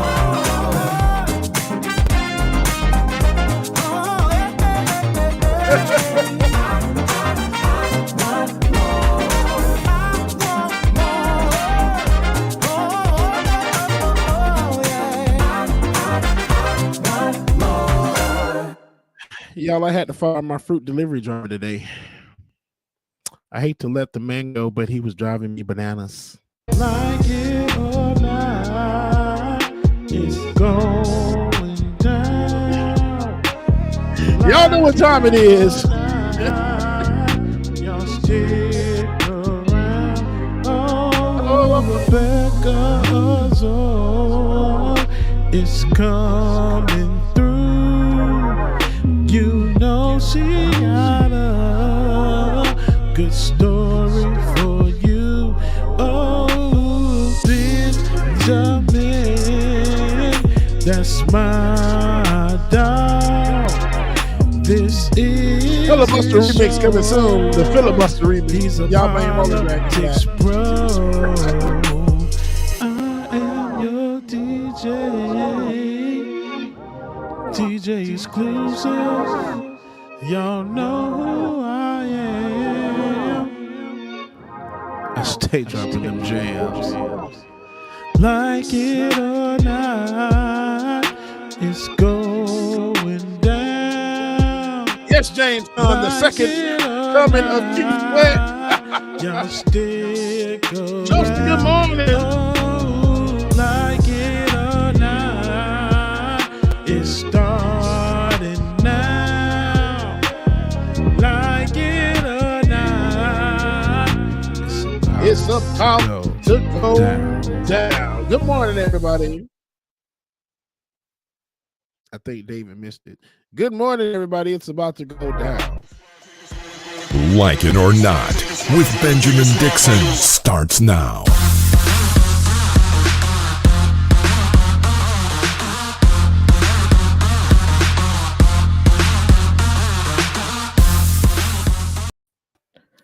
Good morning, good morning, good morning. Good morning, and welcome to Like It or Not, where we're free to tell the truth. Oh, you're on mute in Zoom. No, we're not in Zoom. We're not in Zoom. But there she go. There she go. We are here. Like It or Not, Queen Azor is in the house. DJ exclusive. We just switching the screens real quick to let her hit that microphone situation. How you doing, man? I'm good, brother. How you doing? Man, it's a heavy day. That's why I'm glad to get to Like It or Not, to be honest with you, man. There's just too much going on in the world. Sometimes we just got to breathe in here. So thank you for carrying the load. Sister Rebecca Azor, Queen Azor is in the house. How goes the day? Good. Can you hear me? There we go. Oh, there it is. There we go. All right. There we go. Coming all in like a radio personality. We hear you. Do we still have That's Dr. just my Mac in the natural house? voice. You know, God bless me with, you know, the voice. The voice, girl. I hear that. Hey, Dr. Mac. Good. Hey, Queen, you're looking beautiful this morning. Right. Thank you. Thank you. She's giving me performance hair, like she's about to go sing on somebody's stage somewhere. Turning. I think, you know, Right. I just gotta say, from now on, I just gotta say, Queen, you're looking queen. Thank you. You know what? Wear your crown. Yeah. Right. Okay. Yeah. DJ Exclusive looked like he's somewhere in the astral plane with the universe above you, with the clouds and the I love lightning and that. the thunder. Yeah, My I hands love stay that in the he cloud. did that. I like That thing is- that. I want to do that in my when I get a second room, child. But Right. that in there, because it's like I like how you put, because I know you posted how you did it up on was it TikTok like TikTok, last year TikTok. sometime. Right, I right. really like it. It just looks very I know that it goes with your music too. Like, is it attached to like when you play Yes. music? The Like doing the patron parties and everything, man. The whole Yeah. thing is just flashing and everything. So it's a, Oh, that's it's a right. whole Love vibe that. here. Oh, Like no, That's man, the the half vibe. camera doesn't do it justice. Like if I could adjust and show y'all the whole ceiling, because it covers up the entire ceiling. Oh Yeah. man. I think Right. I think the DJ is looking like a black mythological god. Ah, Yeah. I like that, ah, Dr. Matt. DJ Zeus exclusive. I love it. I love it. I love Hey, listen. We got so caught up in all the international stuff, Dr. Mac. Something when we should never do. I don't care what's happening on the international stage. We're supposed to always start with Black history, but we obviously understand what's happening in Ukraine took us off the record. So why don't we start here? Hey Google, what happened today in Black history? On February 24, 1870, Susan Maria Smith became the first Black woman licensed to practice medicine in the state of New York. Smith was born on March 7, 1847, in Weeksville, New York, now Crown Heights, Brooklyn. She graduated with an MD from New York Medical College for Women. This accomplishment made her the first Black woman in New York State and the third Black woman in the history of America to receive an MD, following Rebecca Lee in 1864 and Rebecca Cole in 1867. Adapted from Black Heritage Day 4 calendar by author, lecturer, and civil rights activist Dr. Karl Mack. You put a name off them credentials, girl. Here for it. That's what's Ain't up. nothing I need to say about that, sister. I'm just amazed at how much I don't know about my own history, to be honest with you. Like, because Right. CRT in the white version, you know what I'm saying? Come on. Because Come what on, they somebody. taught us in schools was never ever supposed to be something where we understood that Black people created a lot of what we used in our everyday life. Things that save our lives every day. I would have never known about this woman too. There are a lot of people that I don't know about, except for the basic four, right? That they teach us about. And to me, what we learned in school, my God, today, tomorrow, and the next. Listen, I need y'all to understand what we learned in school is a version of critical race theory to me, because it's white folks putting upon us their history, and it ain't even true, to be real with you. Ain't even true, right? Right. But their history, they putting that upon us and in our heads. So I absolutely love that. I just learned about this woman, and what's her name? Because I want to write it down so I make sure I go in. Well, that's a good Susan Maria McKinney Stewart. Oh, here's my calendar. Now, yesterday I tried to grab my calendar and I knocked my whole camera off. Susan Stewart, and so the thing that you walk away, the nutshell that you walk away is she's the first black woman to be a licensed physician in the state of New York. That's number one. Number two, there were two other women before her that received an MD, and that was Rebecca Cole and Rebecca Lee. So she was the third Black woman overall in the history of this country to receive an MD. Absolutely phenomenal system. And you can find out more. Who used her practice to give back to our community and provide that level of health care to our community that obviously was waning because of discrimination and racism and the likes. So you can find out about all the knowledge that we don't know. Because I mean, real talk, what I love about this, though, what I love about not knowing something is if I learn it, now I know it. So when I'm done with this calendar, I'm gonna know my Black history. Well, being and Queen and DJ, the thing that I'll tell you is this: when I started going through it and just learning about all these things, these people were just coming out of nowhere. And when you begin to understand what was happening in America at that time, it just made their accomplishments even more so. So being the one thing I would tell you is that even though I wrote the calendar, I still, and that's the reason I made it perpetual, so that I could use it year in and year out. Because even though I'll go through it again the next year, it's as though I missed something and I learned something a little deeper. So I hope that you'll use it year in and year out.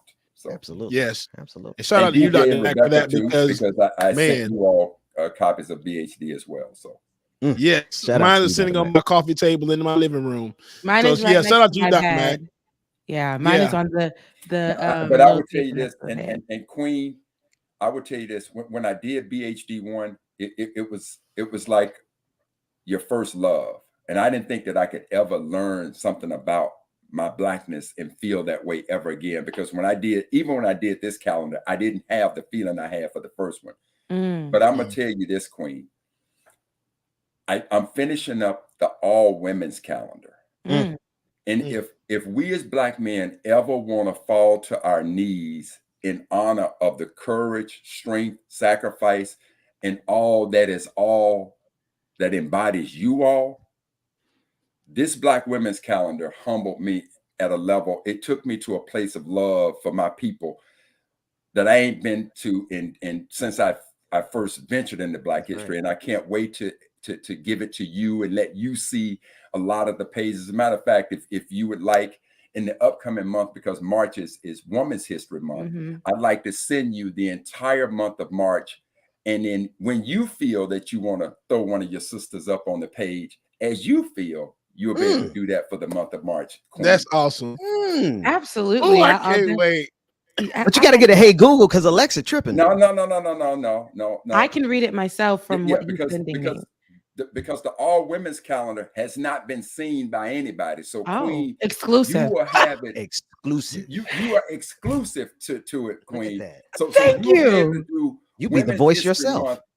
And Queen, I'm gonna say this: you will be able to do Women's History Month unlike anybody else in the world. Nobody is going to be able to do Women's History Month every day. Black women. That's what you will have the opportunity to do. So thank you so much. And that's exactly. Yeah, that's exactly what I'll do. I absolutely can't wait to have that in my hands and utilize that right here on the show. I'll send you all 30 days of, or however many days in March. You'll have every day of March that features a unique sister and what she accomplished. And it's your world, Queen. It's your world. And trust me, baby girl. Yeah, we'll make sure that we do real good with it. I make sure that I do real good with it, especially on this show. And we'll make sure that everybody knows exactly the work that you put in to shine a light on these women. Because like you said, there are a lot of women that I wasn't privy to before, even reading your calendar and even just doing research in the last few years. And I'm just like, wow, Black women really, they've done a lot and get no recognition for a lot of the things that I use every single day in my life. And so I'm excited about that. Let's rock that out. Let's make it happen. Right. Facts. It's gonna be real cute next month. What you got in that glass, Rebecca? What you got in that water, glass? but look, I'm holding it like it's tequila or something. Like it's a whole cocktail. You know how Black girl, you know that you see, it's water. Black folks, every time they got ice in the cup, no matter what, it's like you just gotta shake it to make it better. You just gotta shake it. You just gotta shake it. I'm like, why? It's the caffeine got my hand shaking. It's all the damn caffeine I had. Listen, but when you got ice in the cup, but why do you shake it to make it better? Do you what does that do? Like I always you gotta stir up the sauce at the bottom. That's getting the high fructose corn syrup at the bottom. Invoking the spirit of the ancestors to come through and just bless the cup that you got. It's Hakuna Matata. Shut up about us. We haven't done that one in a minute. Medulla oblongata. No, I'm not. Wait, how far away is your Hotep hat, Rebecca? Oh, I gave that back to the Will of Good. I did a cleansing in my bedroom because man, like I love to thrift. I like to thrift. So on top of buying stuff like clothes from stores and online, I thrift a lot.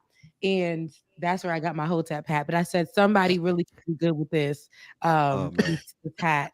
But I have 3 more in the closet. You guys have to People have to see that clip when Rebecca pulled out on the show. She brought out one of the queens Bruh. of the Isles of Nefertiti, a Hotep When I hat, and then tell she just you, started going. it took us out. I think both of us fell out, man. That day. I didn't see it coming. We're just not ready. Because y'all know, I don't know why I literally just had that available in that moment, but it was there. God wanted you to pull it. He did. He had it. He was just ready. And yeah, but y'all know I'm real silly too. So I wanted to talk about this real quick. I know this is not part of the lineup.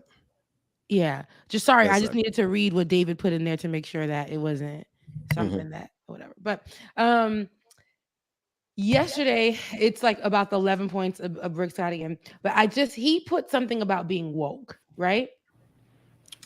And I know as a black person, black person, I know as, being a black person, we amongst our table and our family of black people will have the conversation and we'll say, you a little too woke. Like you, and I know that I've said many a time, sometimes so woke that you're asleep. Like sometimes y'all really just be wanting to say, I'm so black, not understanding what this particular black story is about and how to apply it to your lifestyle. You just want to say, I'm so black. I'm black. And it's crazy to me.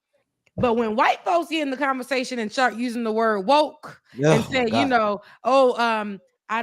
this is what Rick Scott said in his 11-point policy that he wants to actually make concrete. On top of naming continuing to build the wall and naming it after Donald Trump. But he said, we need to separate ourselves from this woke idea and align that with CRT. And people want to say that isn't racist. Whenever a white person uses woke in that context, to me, it's pretty racist. It's very, I just kind of I don't like that they have attached anything Black Lives Matter, anything that has to do with us wanting to put out our Black history as being woke. It's why does it have to be associated with us being woke? Why can't we just want our Black history? Why can't we have that conversation? And then in the same breath says we need to do away with race. In the same breath says we need to do away with race, but doesn't want us to talk about our Black history, associates it with being too woke, or not even too woke, just woke. And I've heard, the other day I stood in Target and I was just standing there. And remember, I told you there's a little section right in my predominantly white area of the Black History Month the clothing. woke section. Yeah, a little black section, and the white folks just pass it by. This time I said, let me go, because I went in there to go look for some new tights and some workout clothes, and it's expensive over there at the Target, baby. It's expensive, honey. Right. But so I went and did a U-turn. I said, let me go look back at the Black History Month clothes, and I just stood there. And I see this white little girl laughing. She laughing. And then I see her mama with the bob. Okay. I see her mama with the bob who was laughing. The Karen bob. Yeah, who's laughing, but saying, why don't we have a month? Bitch. Listen, why do they have to have a month? And she's saying that. And the thing about Tarjay, I want her to know my presence is pulling up. Thing about Tarjay, the cart's smooth. You know what I'm saying? It don't do that. So I just start, my best friend's on the phone. So I whispered to her, I said, girl, let me tell you. So I put her on speaker. I know after I tell her what's going to happen, she's going to go off. She's on speaker. I said, there's this woman in front of me. And while I pull up, finally, I let her know my presence is there. Because I'm like, girl, on the phone. She turns around and the girl goes, Mom, somebody's behind us. She goes, so what? I don't care. She walks around to the other side and says, so what? I don't care. Then why isn't there a day for us? I told my best friend while I was standing there, girl, she's asking why there isn't a day for us. Best friend goes, bitch, y'all not all the time. Don't be asking about no days. She was going off on the phone. And I made sure I walked to the other side. I held my phone out. I said, you are on speaker, Dina, but I was looking at the lady in the face. She's still going off. She's going off. She's like, no, we're going to have this moment. You can't take away this moment from us. We can't have nothing with you guys complaining. But every other day is about you. Everything that's created is about y'all. This whole thing is about y'all. You can't take that. She was going off. And after she went off, I looked that white lady in her face and I just walked away. Because I'm like, you know what? It sucks that they look at everything that we do. They associate it with being too woke. Us having clothes inside of a store bothers them. Me just being black bothers them. Me getting my nails done, but still being able to talk about international issues on platforms where they never thought they would see me on. Me wearing my hair a different kind of way every 3 days is problematic. It's too woke, right? They won't listen to what we have to say. They won't let us shine in our blackness. They won't let us, tap into the actual history, even the things that they utilize when they're sitting on the toilet and they're using the toilet roll, the paper roll thing. That's the black person that created that. Peanut butter that they love to put on their bagels in the morning, right? That the black person we're talking about, they do not want us to know these things. These are things that we should have learned in elementary, in school, period. But they don't want us to know this. Queen, I don't want us to. I would put it this way, Queen. And I didn't think about it until you alluded to it. But a white person using woke is the equivalent of saying all lives matter. Hello. I had white supremacy is so nefarious. I had somebody in our space, I'm just gonna say in our space, who didn't like the fact that we used to remember we were doing the morning trap for however long we did it, and we used to call it your get up is wake up, stay woke morning show. And they're like, oh, we don't want to say woke. What is this? Woke? Nah, excuse me. It almost came out. Nah, brother. No, we say what the hell we want to say around here. If it makes you uncomfortable, this ain't your space. Sorry, y'all. Every now and then, see, my camera went out. See, God don't want me on the show today. The fans watching. The fans oh no, put a plug on them. Put a plug on them. That Negro. He's too woke. Pull the plug. Too woke. HWOKE, baby. Too woke. Listen, I think that if we don't, and we're not, all of the people on this show, on this particular platform, and even the black people that I associate myself with, we are not just woke on this month, but this month allows us to, because now the white folks are listening. This allows us to be able to drop, white folks. It allows us to drop our history and be like, we're going to really hit you with everything black. Not that we didn't do it the month before or the month after. Not that we're not gonna do it the month after, but it's just the fact that now you're listening. It's almost like in Christmas time, right? And I watched when I worked in retail how white rich people would always give in that time. The next month that came, they wouldn't do nothing. They would stop holding doors for folks. They wasn't giving them the money. They wasn't giving them their leftover foods in front of the building anymore. They don't do that. But during Christmas time, they would always give because they felt like they would be blessed for giving. Now, when Black History Month comes along, a lot of, I'll see a lot of white folks hold the door for me, doing the good deed for the black girl. Right. Stuff like that. It be stuff like that. We see all our favorite retailers and companies start throwing kente cloths on things. You see what I'm saying? This is what happens. So now, since you're listening, we're going to drill inside of you the Black history. Since you're listening. Oh, the watered down Black history. No, we're not going to water it down. We don't give it to them watered down. We give. Oh, no. I think I lost track of your story. You were talking about us, not them. Okay, I'm with you now. All right. Yeah. So I'm with you. My bad. It's just been. I'm just all hearts and minds are clear. I am somebody's auntie. Right. I just I'm about to look like somebody's uncle. I'm just like, damn, I am somebody's uncle. Huh? Lips black with a black and mild, hang out my lips. This is the black experience that you're going to get, and then in the morning time show, I can tell you that much. Damn it! But I just want to. I know Rebecca gets uncomfortable when I do this, y'all, but I was so proud to see Rebecca on the Hill Rising yesterday, handling her business. They don't see her coming, but they definitely felt her when she left. Y'all give it up for my sister from another mister, Rebecca Azor. They called me this morning. I said, I got a show. I said, I got a show. They're trying to get you back, Rebecca? They call me. They be calling me every day. But I have a show, sweetie. I told you, Mondays only. Yeah. Love you, be there. Okay. I'm over there. I pay. So Ben, I think when I saw This you is my do that job. yesterday, you kind of brought that Love Jones. Isn't that a Love Jones kind of thing? When we... Yeah, because I'm from the church. If you let me, I'll be out here. So I'm trying to act like I ain't a church boy and do this. All right, we got Can't just regular clap. I got it from you, James. You did it on the show one day, and I was like, you know what? That's a good idea. See, now that's what I get for taking the lead. For my brother. Man, y'all know I do so much When stuff on it this feels show. good to you. When it feels good to you, when it's poetic, when you're feeling it in your shanana. Rooter to the tutor. But it's like it's like a different, Chitty bang, Right. bang, bang. I think I got to tilt my head over that. Right, that the man. That makes it real black. This is damn light skinned people. Always let me stop. Like, That is my dog. I want to know what is the occasion that you wearing a tie today? I know. Right. I felt so Dr. Mac over here. I'm like, damn, Dr. Mac. And I got on a damn hoodie. I was like, wait a minute.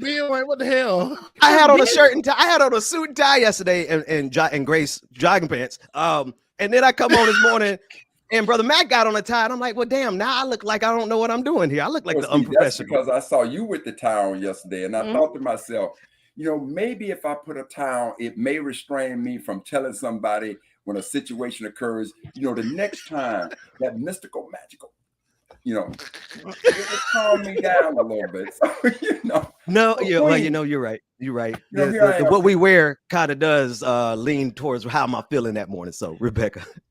Yeah, I'll see, but my ass don't put on. Y'all ain't ever catch me in no certain time. I'm sorry. I know y'all mean it. Wait. We did on one episode. When you did the musical feature. You brought your homeboy. You brought the artist in. I got to tell you, I think the other thing that hit me was, I think Letter Hack was messing with my psyche. When we all had the award ceremony, and Letter Hack had us up there, and we were all looking, in tuxedos and after, we had the sisters had the gowns, we were looking all formal. I think somewhere Letter Hack, you got inside my head right there. And I woke up this morning because I was asking myself, why am I getting a tie? And I kept seeing that image that you put up there, Letter Hack. You look good in your tie. You look good in your tie. And Ben, you look just like that the other day. Looking like the whole FBI agent. Y'all gotta understand something. He was Secret Service. Listen, that's how I dress on a regular basis. But this morning, like I was out at the at my meditation spot, and I was arguing with the world, so I just did not have enough time to put on some real clothes. But I just saw a video that I think we should talk about. Rebecca, I don't know what you mean. It was there was a lot going on in that clip. It was giving me a show. It was giving me a movie, a cinema. Is my mama gonna call me in the middle of this clip, James? No, it's not. So, y'all a background story. Over the weekend, I went to Florida for a birthday party. DJ'd a 50th birthday party for a good friend's mom, basically my second mom as well too. So one of our friends and a friend and their family that's like a brother, every time we do an event or a party, we always end up singing against each other, doing some kind of karaoke. So when he came over to the DJ booth, he was like, Bub, let me get the microphone. I'm like, wow, what you about to do? He was like, man, you know I'm about to sing. I'm like, okay, here we go. So he kept asking me for this song all night long. And he's like, Bub, man, play the song. And I'm like, okay, I'll play the song. So once I started playing, he got up on stage getting ready to sing. I'm like, oh, okay, I know what I'm about to do. So I got my ass from behind the DJ booth, and this is what happened. Challenge.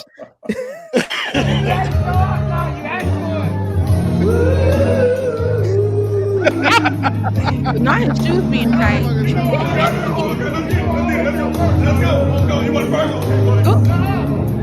Come on, New Edition. Bubba got clothes on. You gotta sing, Bubba.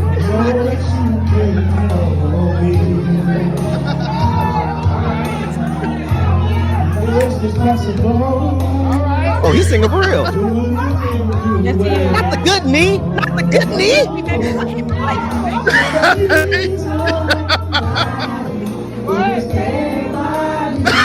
We got it all hanging out.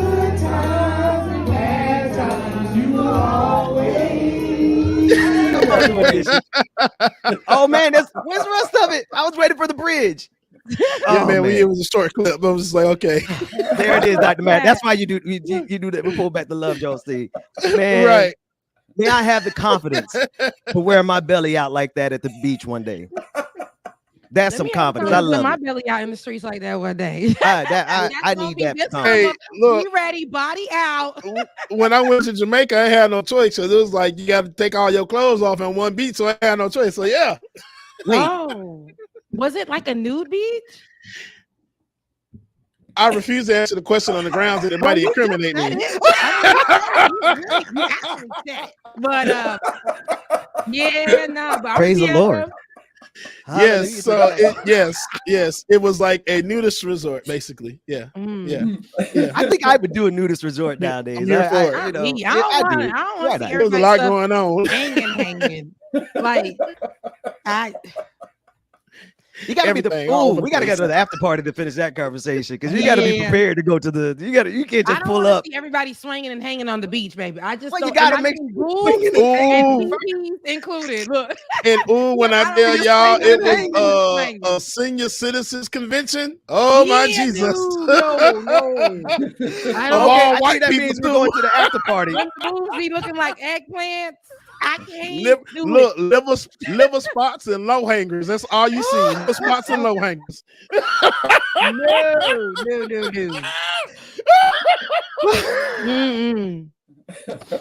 Oh man, liver spots and low hangers. And the spider veins. Look, and the spider. But man, the varicose veins. A certain group of people. But that this is ageist, isn't it? And because I was gonna say, you know what? Girls like me, I'm a slim, tall girl. I got stretch marks. I got we all got our little blemishes and things like that. But I'm still fine though, and I'm gonna be on the beach, real out there. It's gonna be backs and wax in the summertime. Backs and wax. Can't wait for it. David said that's enough. Yeah, they ain't care. It was looking like they was living in the wild. But I digress. Y'all, after party coming up next. After party, I'm gonna fix my camera. On Friday morning for those of you who are coming to the after party. For everybody else, see you at the party. Right. I'm cute. Come on, one shot, Rebecca.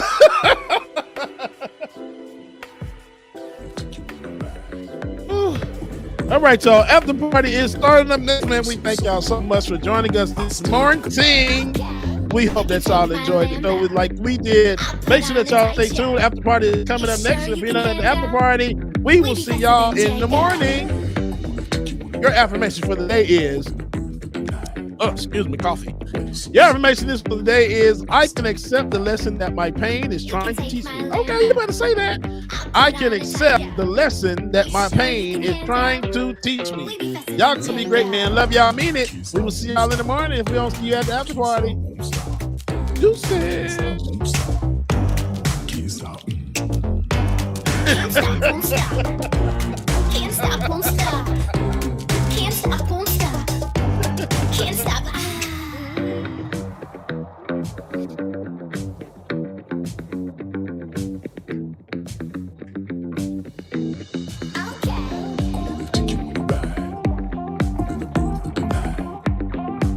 So salty.